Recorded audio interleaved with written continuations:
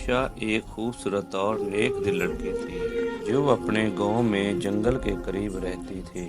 وہ روزانہ شام کے وقت جنگل میں جا کر لکڑیاں اکٹھی کرتی اور اپنے گھر لے کر آتی۔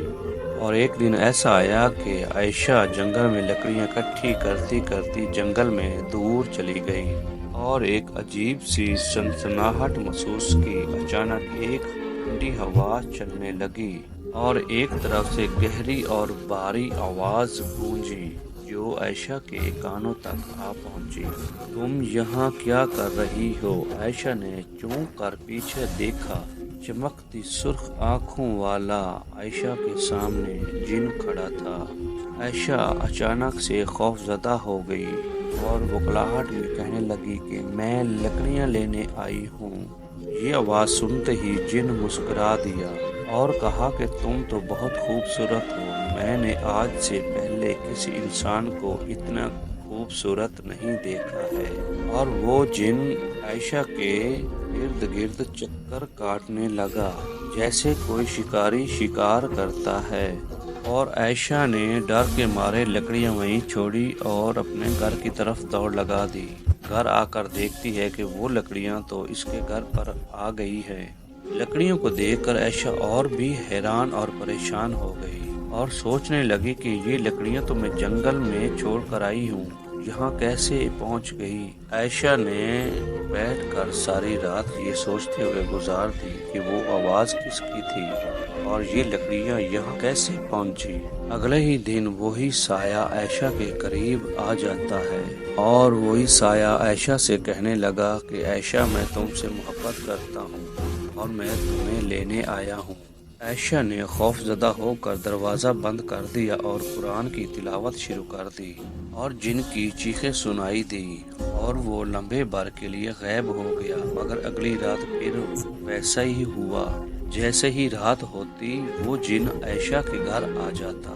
ایک دن جب عائشہ جنگل میں گئی تو جن نے دیکھا کہ عائشہ آ رہی ہے۔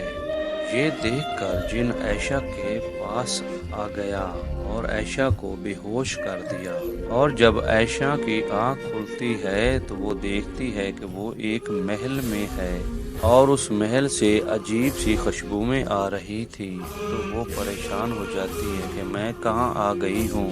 اتنے میں وہ جن عائشہ کے پاس آ جاتا ہے اور کہتا ہے کہ عائشہ آج سے تمہارا گھر یہی ہے، تم نے میرے ساتھ زندگی گزارنی ہے کیونکہ میں تم سے محبت کرتا ہوں۔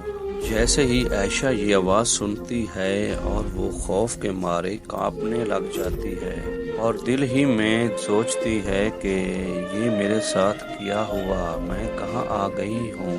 اتنے میں جن انسان کی شکل میں عائشہ کے سامنے آ جاتا ہے اور کہتا ہے کہ ڈرو مت، یہ محل میں نے تمہارے لیے بنوایا ہے، ہم ایک ساتھ زندگی گزاریں گے۔ عائشہ حیران ہو کر پوچھتی ہے کہ تم کون ہو اور میں یہاں کیسے آ پہنچی ہوں؟ جن کہتا ہے کہ میں تم سے محبت کرتا ہوں اور میں تمہیں لے کر آیا ہوں۔ عائشہ کہتی ہے وہ کیسے؟ جن کہتا ہے وہ میں تمہیں بعد میں بتاؤں گا۔ یہ بات سن کر عائشہ ان کے پاؤں کی طرف دیکھتی ہے۔ جیسے ہی عائشہ جن کے پاؤں کی طرف دیکھتی ہے تو جن کے پاؤں الٹے ہوتے ہیں اور عائشہ خوف زدہ ہو جاتی ہے اور اس کو پتہ چل جاتا ہے کہ یہ تو ایک جن ہے۔ عائشہ سوچنے لگ جاتی ہے کہ اب کیا کیا جائے۔ اتنے میں عائشہ کو عائشہ کی دادی کی بات یاد آ جاتی ہے۔ دادی جان کہا کرتی تھی کہ بیٹا، جب کوئی جن بھوت دیکھنا تو قرآن پاک کی تلاوت کرنا۔ جیسے جیسے تم قرآن پاک کی تلاوت کرتے جاؤ گے جن بھوت بھاگ جائیں گے۔ جیسے ہی تم قرآن پاک کی تلاوت شروع کرو گے جن بھوت بھاگ جائیں گے۔ عائشہ نے بلند آواز میں قرآن پاک کی تلاوت شروع کر دی۔ جیسے ہی جن قرآن پاک کی تلاوت سنتا وہ گھبرانے لگ گیا اور عائشہ کو کہتا کہ بند کرو یہ پڑھنا، لیکن عائشہ نے قرآن پاک کی تلاوت جاری رکھی کیونکہ عائشہ یہ جان چکی تھی کہ اس کی دادی نے کہا تھا جب بھی تم کوئی مصیبت میں ہو تو قرآن پاک کی تلاوت شروع کر دینا، ہر مصیبت دور ہو جائے گی۔